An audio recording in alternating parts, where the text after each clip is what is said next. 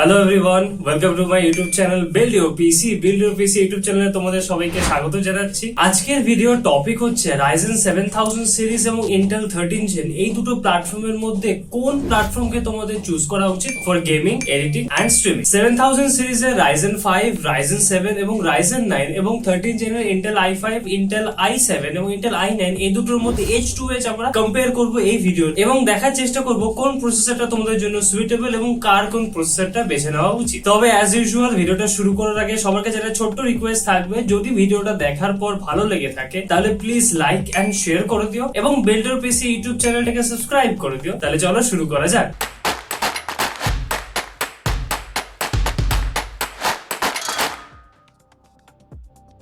তো প্রথমে আমরা Intel 13 জেন এবং Ryzen 7000 সিরিজের কিছু বেসিক এবং কমন ফিচার্স গুলো দেখে নিই। এই দুটো প্ল্যাটফর্মের সিপিইউ বর্তমানে মার্কেটে অ্যাভেলেবল এবং এদের মধ্যে দামের খুব একটা পার্থক্য দেখা যায় না। জেনারেলি 2 থেকে 3000 টাকা দামের এদের মধ্যে পার্থক্য থাকে। Ryzen 7000 সিরিজ এবং 13 জেন Intel প্রসেসরস দুটো প্ল্যাটফর্মই DDR5 RAM কে সাপোর্ট করে এবং PCIe জেনারেশন 5.0 কে সাপোর্ট করে। কিন্তু Intel 13 জেনে একটা সুবিধা রয়েছে, সেটা হচ্ছে তোমরা Intel প্রসেসর ইউজ করলে স্টিল DDR4 মেমরি কিটকে ইউজ করতে পারবে, কিন্তু Ryzen 7000 সিরিজে শিফট করলে তোমাদের only DDR5 memory kit use হবে, DDR4 মেমরি কিট ইউজ হবে না। বর্তমানে Intel এবং Ryzen দুটো প্ল্যাটফর্মই LGA অর্থাৎ কি সেম টাইপের সকেট কে সাপোর্ট করে। Ryzen এর ক্ষেত্রে সেটা LGA 1718 সকেট, যেটাকে তোমরা AM5 সকেট নামেও জেনে থাকো, এবং Intel এর ক্ষেত্রে সেটা LGA 1700 সকেট। Ryzen এর 7000 সিরিজের প্রসেসরগুলো নতুন Gen 4 আর্কিটেকচার দিয়ে তৈরি এবং এরা 5 ন্যানোমিটার FinFET টেকনোলজি নিয়ে তৈরি। অন্য ক্ষেত্রে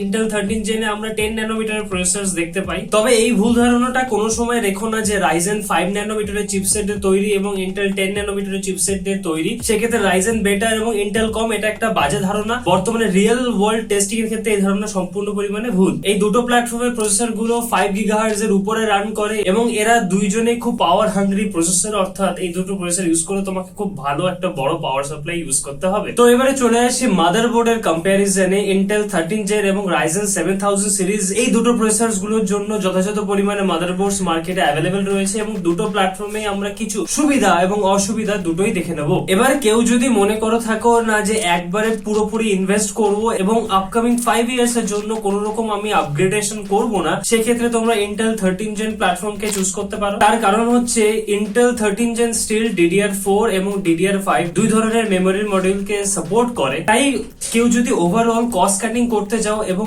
DDR4 মেমোরি মডিউলে সন্তুষ্ট থাকতে পারো, সেক্ষেত্রে তোমরা Intel প্ল্যাটফর্মকে চুজ করতে পারো। কারণ DDR4 RAM মডিউল কি ইউজ করলে তোমাদের RAM এবং মাদারবোর্ড দুটোতেই তোমাদের অনেক পয়সা বেঁচে যাবে। আর যদি তোমরা কেউ মনে করে থাকো না যে প্রত্যেক বছর কিছু না কিছু সিস্টেমে আপগ্রেডেশন করব এবং সেম মাদারবোর্ড ইউজ করে তার মধ্যে নতুন নতুন প্রসেসরকে লাগাবো, সেক্ষেত্রে তোমরা Ryzen 7000 সিরিজের দিকে যেতে পারো। কারণ AMD অলরেডি অ্যানাউন্স করে দিয়েছে M4 সকেটের মতন AM5 সকেটকে AMD অনেকদিন পর্যন্ত চালাবে, অর্থাৎ প্রসেসরের জেনারেশন চেঞ্জ হলো AMD সকেটকে চেঞ্জ করবে না। সেক্ষেত্রে লং টার্মে তোমাদের খুব সুবিধা হবে। তাই ওভারঅল দেখলে কস্টের ক্ষেত্রে AMD প্ল্যাটফর্মে তোমাদের দাম বেশি পড়বে। তার কারণ হচ্ছে প্রথম কথা, তোমাদের DDR5 RAM কে নিতে হবে এবং তার সাথে DDR5 RAM সাপোর্টেড মাদারবোর্ডও আসবে। RAM এবং মাদারবোর্ড দুই ক্ষেত্রেই তোমার AMD তে কস্ট বেশি, সেক্ষেত্রে Intel এর তুলনা করলে Intel এর প্ল্যাটফর্মে তোমাদের কস্ট অনেকটাই কম পড়বে। তো এবারে চলে আসি কনক্লুশনে। এক্ষেত্রে আমি বলবো Intel 13 জেন এবং Ryzen 7000 সিরিজ কেউই টোটালি উইনার না। প্রত্যেক প্ল্যাটফর্মে নিজস্ব কিছু ফিচার্স আছে, প্রত্যেক প্ল্যাটফর্মে কিছু না কিছু অসুবিধা তোমরা দেখতে পাবে। তো আমি এই পার্টে তোমাদের একটা কনক্লুশন দেওয়ার চেষ্টা করব যে ইউজার অনুযায়ী, তোমাদের নিড অনুযায়ী কার কোন প্ল্যাটফর্মকে চুজ করা উচিত। Intel এর ক্ষেত্রে তোমরা কমপ্লিট রেঞ্জের প্রসেসর পাচ্ছ,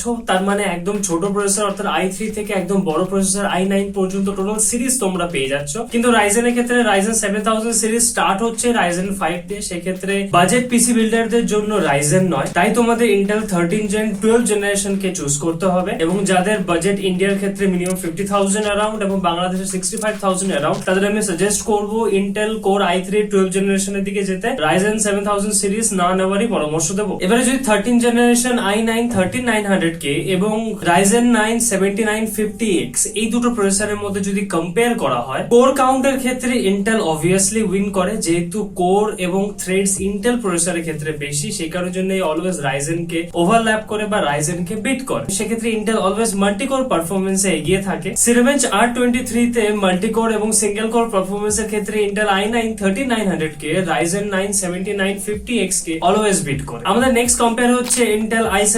13700K এবং Ryzen 7 7700X এর মধ্যে। i7 এর ক্ষেত্রে 16 কোর এবং 12 থ্রেডস তোমরা পেয়ে যাচ্ছ, যার মধ্যে পারফরমেন্স কোর এবং এফিসিয়েন্সি কোর ভাগ করা রয়েছে। অন্যদিকে Ryzen 7 7700X a as usual সেই 8 কোর এবং 16 থ্রেড তোমরা দেখতে পাও। এবং अगेन সিনেবেঞ্চ R23 তে যদি আমরা টেস্ট করি তাহলে ইন্টেল এর ক্ষেত্রে সিঙ্গেল কোর এবং multi core performance Ryzen 7 7700X এর থেকে অনেকই বেশি। ইভেন কিছু ফেমাস গেমস এর ক্ষেত্রেও Intel core i7 13700K better perform করে Ryzen 7 7700X এর থেকে। কিন্তু এক্ষেত্রে অবভিয়াসলি ইন্টেল কোর i7 এর দাম Ryzen 7 থেকে অনেকটাই বেশি। আমাদের ফাইনাল কম্পারিজন হচ্ছে most demandable Intel core i5 13600K এবং Ryzen 5 7600X। अगेन কোর কাউন্টের ক্ষেত্রে Intel winner. Intel core i5 এ তোমরা 14 কোর এবং 20 থ্রেড দেখতে পাচ্ছ, সেখানে Ryzen 5 এর ক্ষেত্রে তোমরা अगेन 6 কোর 12 থ্রেড সেই ট্র্যাডিশনাল কোর কাউন্ট তোমরা দেখতে পাচ্ছ। अगेन সিনেবেঞ্চ R23 তে যদি সিঙ্গেল কোর এবং মাল্টি কোরের পারফরম্যান্স দেখি তাহলে ইন্টেল কোর i5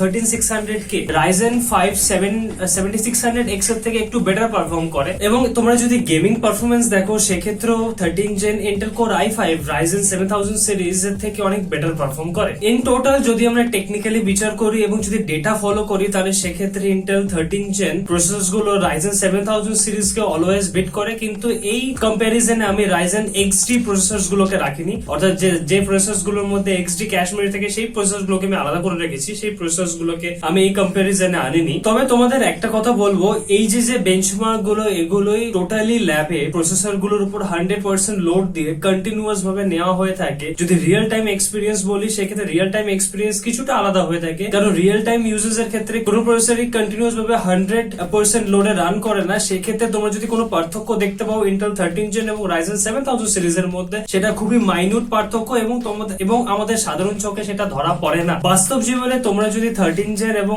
Ryzen 7000 সিরিজের প্রসেসর গুলোকে পাশাপাশি রেখে ইউজ করো উইদাউট এনি বেঞ্চমার্ক বা উইদাউট কোনো ডেটা নিয়ে, তাহলে দেখতে হবে খালি সাধারণ চোখে এই দুটো প্রসেসরের মধ্যে কোনো পার্থক্য নেই এবং সেই ক্ষেত্রে ইউজেস এর ক্ষেত্রে এরা প্রায় সেম পারফরমেন্স তোমাদের দিয়ে থাকবে যে কোনো ওয়ার্কলোডে ফর গেমিং, এডিটিং এবং স্ট্রিম। তাই আমার ফাইনাল সাজেশন হবে কোনো উটকো ঝামেলায় না পড়ে নিজেদের বাজেট, নিজেদের ইউজেস, নিজেদের আপগ্রেডেবিলিটি এবং নিজেদের ডিমান্ড এবং নিজেদের পছন্দ এইসব জিনিসের কথা মাথায় রেখে তোমরা ইন্টেল 13 জেন বা Ryzen 7000 সিরিজের যে কোনো প্রসেসরকে চুজ করতে পারবো। সেটা তোমাদের লং টার্মে দুটোই খুব হেল্পফুল হবে। তবে মাথায় রেখো, যদি কেউ লং টার্ম ইউজ করতে চাও উইদাউট এনি আপগ্রেডেবিলিটি সেক্ষেত্রে তোমরা ইন্টেলের দিকে যেতে পারো। এবং কেউ যদি মনে করো না লং টার্মে সেম মাদারবোর্ডে ডিফারেন্ট টাইপ অফ জেনারেশনের প্রসেসর গুলো ইউজ করবো, সেক্ষেত্রে তোমরা Ryzen এর দিকে যেতে পারো। তাহলে এই ছিল হচ্ছে আজকের ভিডিওটা যদি ভালো লেগে থাকে তাহলে please like, share and subscribe করে দিও। ভালো থেকো, সুস্থ থেকো, খুব তাড়াতাড়ি দেখা হচ্ছে নেক্সট ভিডিওতে। ততক্ষণে টাটা এন্ড বাই বাই।